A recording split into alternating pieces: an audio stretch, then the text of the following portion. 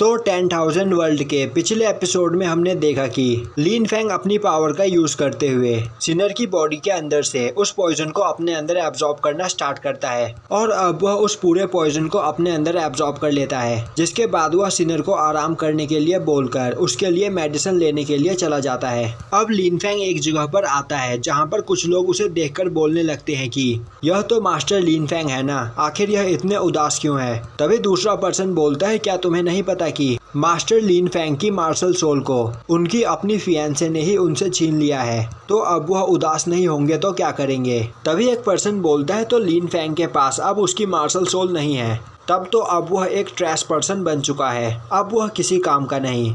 अब लिन फैंग वहाँ पर एक पर्सन के पास जाकर उससे बो डाउन करते हुए बोलता है कि वेटर, मैं यहाँ पर हेवनली ग्रास लेने के लिए आया हूँ।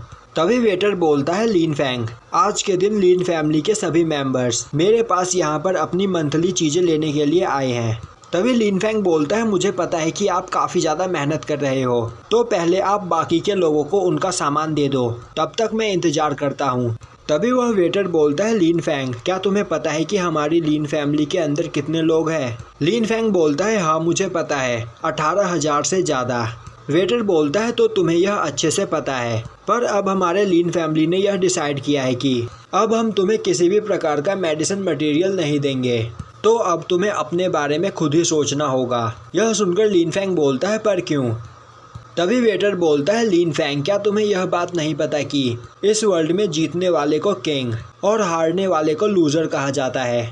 तभी लिन फैंग बोलता है, आप यहाँ पर क्या कहना चाहते हो, मुझे कुछ भी समझ में नहीं आ रहा है, तो आप थोड़ा साफ साफ शब्दों में मुझे समझाए।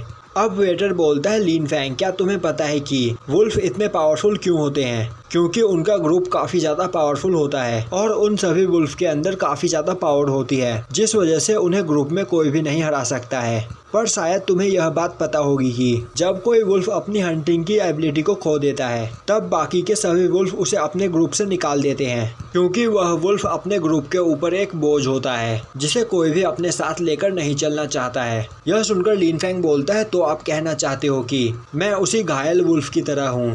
तभी वेटर बोलता है, तुम इस बारे में भूल जाओ, और वैसे भी यह हमारे फैमिली के एल्डर का डिसीजन है, तो अब तुम यहाँ से जा सकते हो। तभी लिन फैंग बोलता है कि मैं बस यहाँ पर एक हेवनली ग्रास लेने के लिए आया हूँ, क्योंकि मुझे सिनर की जान बचानी है। तभी वेटर बोलता है, लिन फैंग, क्या तुम्हें समझ में आ रहा है कि हमारे पास काफ़ी लिमिटेड सप्लाईज है, और तो और अब तुम्हारे पास तुम्हारी मार्शल सोल भी नहीं, जिससे तुम काफ़ी ज़्यादा कमज़ोर हो चुके हो और किसी काम के नहीं रहे, और तुम्हारी छोटी बहन को हमने पहले ही इस महीने का एक हेवनली ग्रास दे दिया है, और वैसे भी उसको मेडिसिन देना हमारे मेडिसिन की बर्बादी है, क्योंकि वह हमारे लिन फैमिली से नहीं है और हमें उसके ओरिजिन के बारे में कुछ भी नहीं पता है। और अब यह सुनकर लिन फैंग को वहाँ पर काफ़ी गुस्सा आता है, जिससे वह वेटर वहाँ पर डर जाता है। तभी वहाँ पर एक पर्सन की एंट्री होती है और अब वह बोलता है कि लिन फैंग, आखिर तुम यहाँ पर क्या कर रहे हो, क्या तुम्हें नहीं पता कि हमारी फैमिली किसी ट्रैश को अपने फैमिली के रिसोर्सेस नहीं देती है।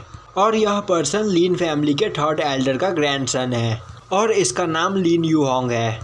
अब लिन फैंग बोलता है, सीनियर लिन यूहोंग, आप कैसे हो, और मुझे पता है कि आप यहाँ पर मेरी प्रॉब्लम को समझ सकते हो, क्योंकि आप भी बस यहाँ पर सेकंड लेवल को ही अचीव कर पाए हो। यह सुनकर यूहोंग को काफ़ी गुस्सा आता है।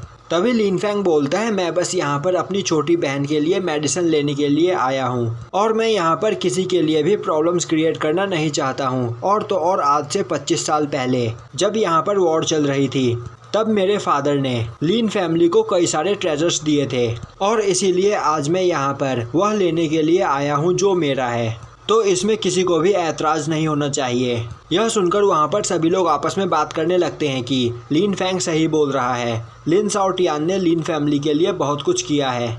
तभी वह वेटर बोलता है, हाँ मैं तुम्हारी इस बात से एग्री करता हूँ, पर तुम्हें भी यह बात नहीं भूलना चाहिए कि हमारे लिन फैमिली ने भी तुम्हारे फादर की कितनी ज़्यादा मदद की थी, और हमारी लिन फैमिली की ही मदद से तुम्हारे फादर पूरी दुनिया में इतने ज़्यादा फेमस हो पाए। तो हमारी लिन फैमिली को यहाँ पर किसी के भी मदद की कोई भी ज़रूरत नहीं है। और तो और हमारी लिन फैमिली के कुछ रूल्स हैं जो हम तुम जैसे ट्रैश के लिए बदल नहीं सकते हैं, और अब तुम्हें भी यह बात मान लेनी चाहिए कि अब तुम आगे कल्टीवेशन नहीं कर सकते हो। तभी लिन फैंग गुस्से में बोलता है, मैं किसी भी लिन फैमिली के रूल को नहीं मानता हूँ, बस तुम मुझे यहाँ पर यह बता दो कि आज तुम मुझे हेवनली ग्रास दोगे या नहीं।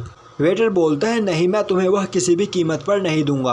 अब वहाँ पर वेटर के इस बिहेव को देखकर सभी लोग आपस में बात करने लगते हैं कि यह वेटर बहुत बड़ा दुष्ट है, वह लीन फैंग को एक हेवनली ग्रास भी देना नहीं चाहता है। अब वहाँ पर लोगों को बात करते हुए देखकर वेटर बोलता है कि लीन फैंग, मैं तुम्हें यह हेवनली ग्रास देने के लिए तैयार हूँ, पर इस हेवनली ग्रास को लेने के लिए पहले तुम्हें यू होंग को हराना होगा और उसके बाद ही तुम्हें यह हेवनली ग्रास मिलेगी। तो क्या कहीं तुम डर तो नहीं गए? अभी यू होंग बोलता है लीन फैंग, मैं तुमसे फाइट करने के लिए तैयार हूँ और मैं तुमसे प्रॉमिस करता हूँ कि तुमसे फाइट करते वक्त मैं अपनी फुल पावर का यूज़ नहीं करूँगा।